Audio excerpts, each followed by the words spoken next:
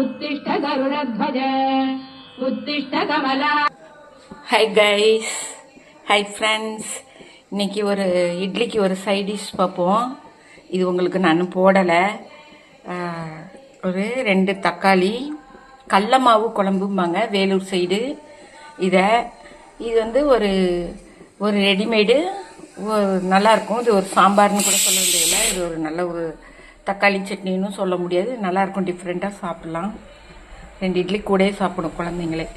வெங்காயம் அரிஞ்சு வச்சுருக்கேன், ஒரு பெரிய வெங்காயம் பெருசாக இருந்துச்சு எங்கள் வீட்டில், அதனால் அரிஞ்சிருக்கேன். நீங்கள் 2 கூட நபருக்கு தந்தால போட்டுங்க. இது ஒரு 2 தக்காளி, 2 பச்சை மிளகாய் அரிஞ்சு வச்சுருக்கேன். அடுப்பு பற்ற வச்சு கடலெண்ணெய் ஊற்றிக்கலாம். கடலெண்ணெய் நல்லெண்ணெய் யூஸ் பண்ணுங்க அதிகமாக. கடலெண்ணெய் ஊற்றிக்கலாம், நல்லாயிருக்கும், வாசமாக நல்லது உடம்புக்கு. இந்த மாதிரி 5-6 பெட்டியில் ஜாமான் வச்சுக்கிறது ரொம்ப பெஸ்ட்டு.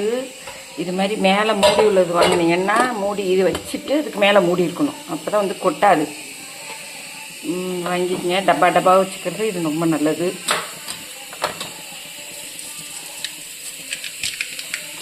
கடுகு போட்டுக்கிட்டேன், 2 ஜீரகம் போட்டுக்குங்க, கொஞ்சம் 2 உளுந்து போட்டுக்கிட்டேன், 2 கடலை பருப்பு. இதில் பச்சை மிளகாய் எடுத்து போட்டுக்கிறோம். பச்சை மிளகாய் அரிஞ்சு போடுங்க, முழுசாக போட்டுட்டிங்கன்னா வெடிக்கும். போட்டு தக்காளி வெங்காயம் போட்டுக்கிறேன். வெங்காயத்தை உப்புமாவுக்கு வதக்கிற மாதிரி வதக்கணும், ரொம்ப செவக்கெல்லாம் வேண்டியதில்லை. இந்த மாதிரி வதங்கிட்டு எப்படி வதங்கிருக்கு பாருங்கள், கண்ணாடி பதம். அந்த கலர் கொஞ்சம் வெள்ளையாக மாறிடும், அதே போதும். கண்ணாடி பதம், கண்ணாடி மாதிரி ஒரு கிளாஸியாக வரும். போட்டுட்டு கருவேப்பிலை போடணும். கருவேப்பிலை போடணும், வெடிக்கிறது பார்த்தீங்களா? கருவேப்பிலை இப்போ போட்டோம்னா நல்லா வாசமாக இருக்கும். அப்புறம் இந்த தக்காளியை போட்டுக்கணும்.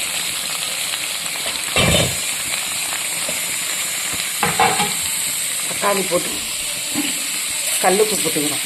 கல்லுப்பு யூஸ் பண்ணுங்க எல்லா சமையலுக்கும். கல்லுப்புன்னு ஒரு ருசி உண்டு. கல்லுப்பு ஹெல்த்தி.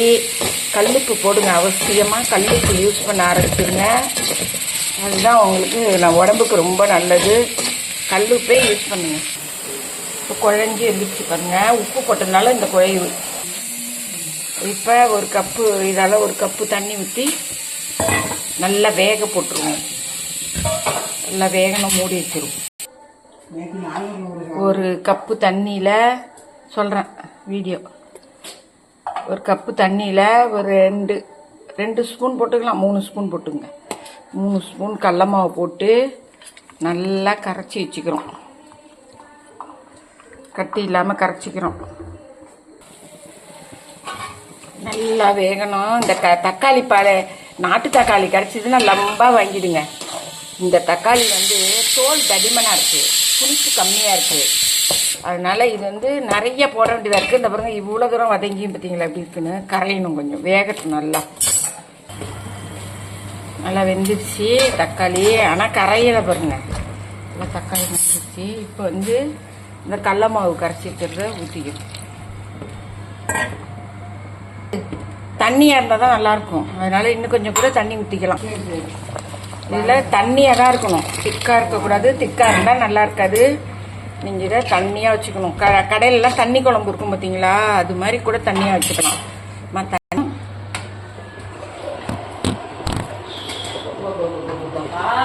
இப்போ சொல்லணும்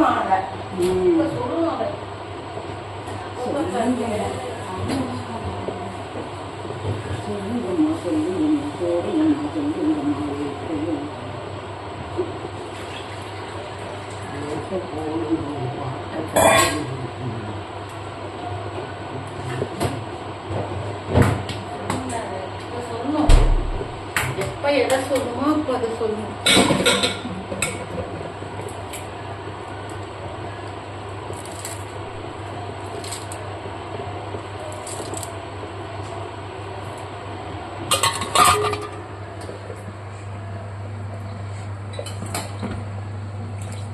இது வந்து இப்போ கொத்தமல்லி கொஞ்சம் போட்டு இறக்கிட்டோம்னா சூடாக இட்லியில் சாப்பிட்டோம்னு வச்சுங்க, பிள்ளைங்களுக்கும் ஹெல்த்தி, நம்மளும் சாப்பிட்லாம்.